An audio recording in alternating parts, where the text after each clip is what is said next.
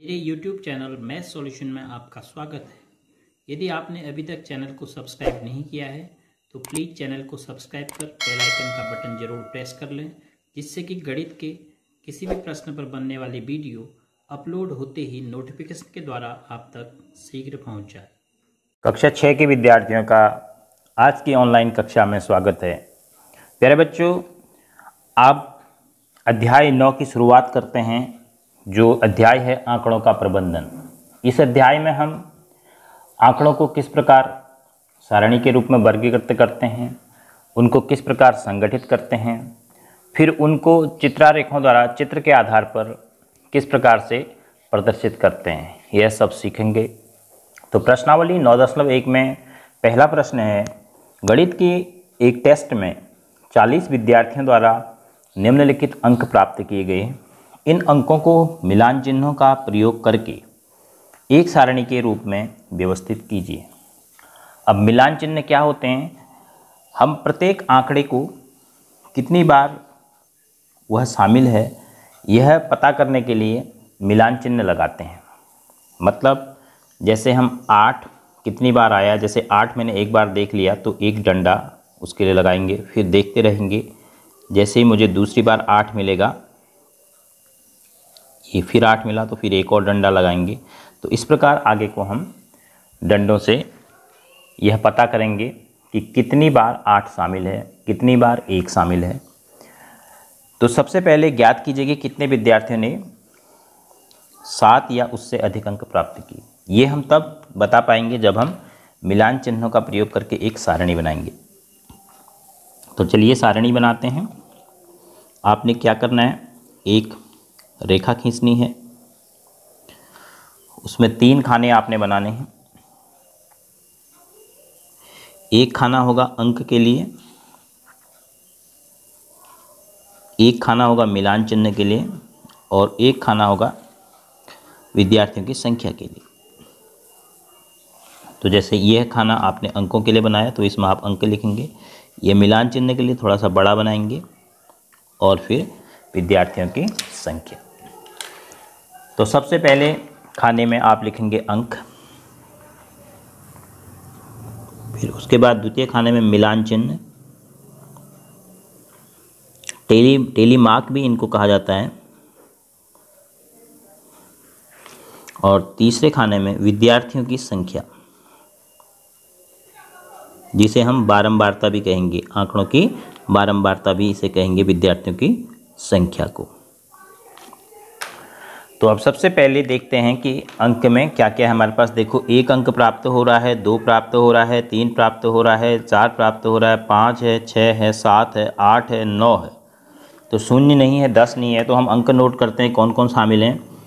1, 1 के नीचे 2, 3, 4, 5, 6, 7, 8 और 9। तो हमें पता चल गया कि कहाँ तक हमें अब सारणी बनानी है। अपनी सारणी को हम पूरा कर लेते हैं।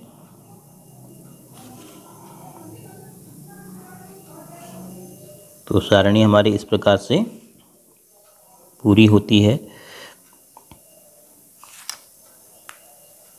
9 अंक इस प्रकार से आप अपनी सारणी बनाएंगे।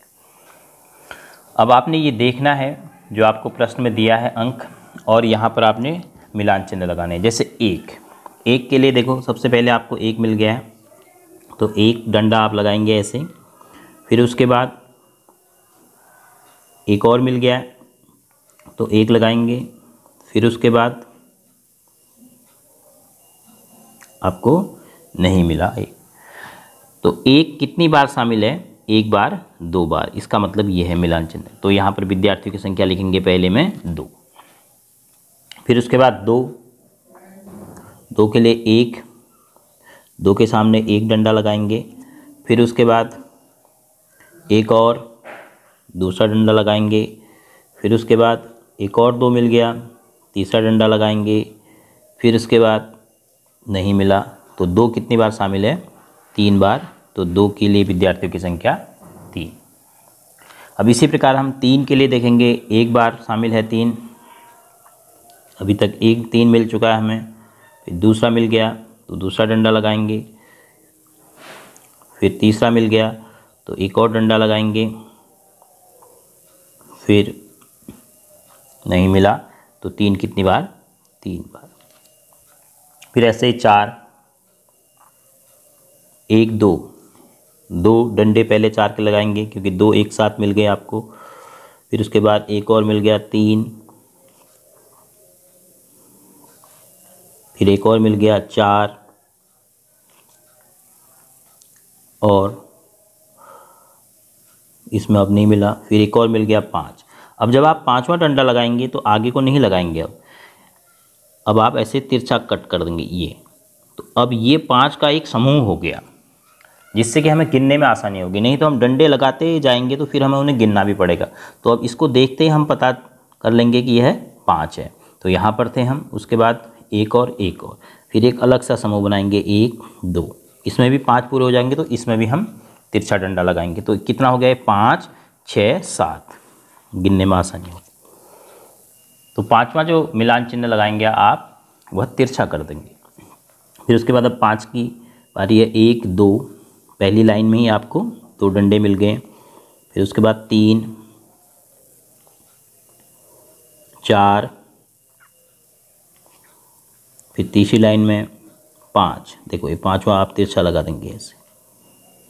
फिर उसके बाद 6, एक और मिल गया तो 5 1 6। फिर उसके बाद 6 के लिए 1, फिर 6 के लिए 2, फिर 3 4 5, यहाँ पे थे हम 5 6 7, 5 2 7। फिर उसके बाद 7 के लिए 1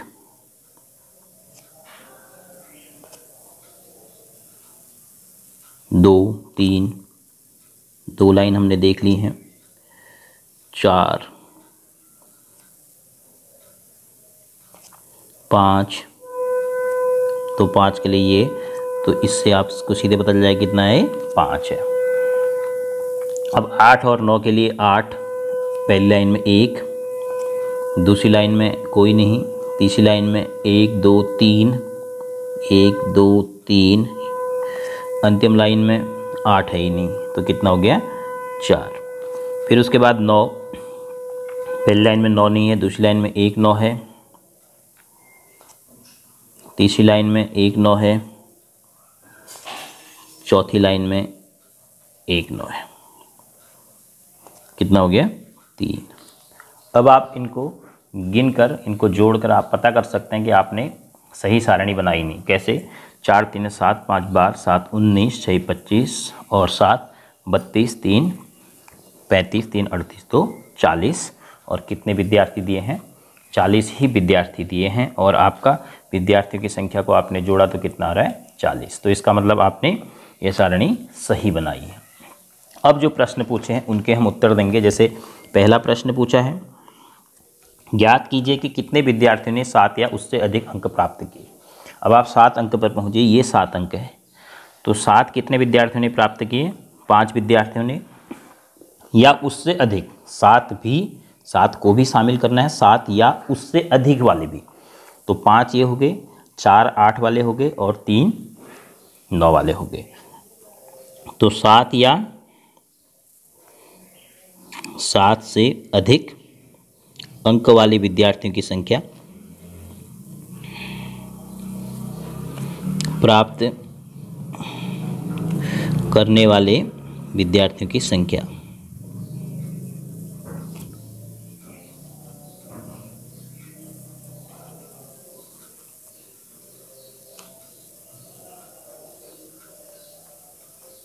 बराबर 5 धन 4 धन 3, 5 4 9, 3 है 12। तो 12 विद्यार्थी हैं 7 या उससे अधिक अंक प्राप्त करने वाले। फिर उसके बाद कितने विद्यार्थी ने 4 से कम अंक प्राप्त किए। अब देखिए आप 4 पे देखिए, 4 अंक प्राप्त करने वाले विद्यार्थी कितने हैं, 7। तो लेकिन हमें 4 या नहीं कहा है, 4 से कम, तो 3 2 और 1 अंक प्राप्त करने वाले। तो 3 3 और 2, 3 3 6 2 8। तो बी भाग में पूछा गया है 4 से कम अंक प्राप्त करने वाले विद्यार्थी, तो 4 से कम अंक प्राप्त करने वाले विद्यार्थियों की संख्या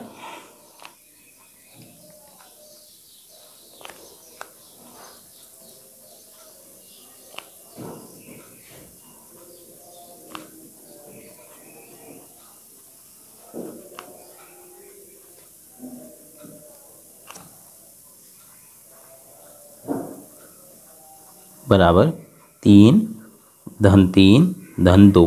कैसे? 4 से आप कम में जाएंगे 3 3 2, 3 3 है 6 6 2 8। इस प्रकार फिर अपनी सारणी के आधार पर आप पूछे गए प्रश्नों का उत्तर दे सकते हैं। तो मैं आशा करता हूँ कि मिलान चिन्ह लगाने में आपको, मिलान चिन्ह से सारणी बनाने में कोई भी परेशानी नहीं होनी चाहिए, क्योंकि आपको मैंने बता दिया तो किस प्रकार हम मिलान चिन्ह लगाते हैं। जब कोई आंकड़ा एक बार शामिल है तो एक बार, फिर 2 बार आ गया तो दूसरा मिलान चिन्ह, 3 बार आ गया तो तीसरा, और 5वां मिलान चिन्ह तिरछा कर देते हैं। क्यों कर देते हैं? जिससे कि गिनने में आसानी। अब अगर आपको ये आंकड़े नहीं दिए हों, केवल आपने सारणी देखकर बताना है विद्यार्थियों की संख्या, मतलब आपको ये भी नहीं पता है, तो आप एकदम से बता सकते हैं जैसे 2 3 3 और 5 2 7। नहीं तो ऐसे ही हम मिलान चिन्ह लगाते रहेंगे तो हमें हर एक को गिनना पड़ेगा जब बहुत अधिक संख्या हो जाएगी। तो अगर ऐसे हम 5 को गिन लेंगे, 5 ऐसा एक बार और आएगा तो 5 दूनी 10, तो इसलिए 5वां मिलान चिन्ह तिरछा लगाया जा रहा है, जिससे कि 5 का एक समूह तैयार हो जाए। तो आप एकदम से बता सकते हैं जैसे 2 3 3 और 5 2 7। नहीं तो ऐसे ही हम मिलान चिन्ह लगाते रहेंगे तो हमें हर एक को गिनना पड़ेगा जब बहुत अधिक संख्या हो जाएगी। तो अगर ऐसे हम 5 को गिन लेंगे, 5 ऐसा एक बार और आएगा तो 5 दूनी 10, तो इसलिए 5वां मिलान चिन्ह तिरछा लगाया जा रहा है, जिससे कि 5 का एक समूह तैयार हो जाए।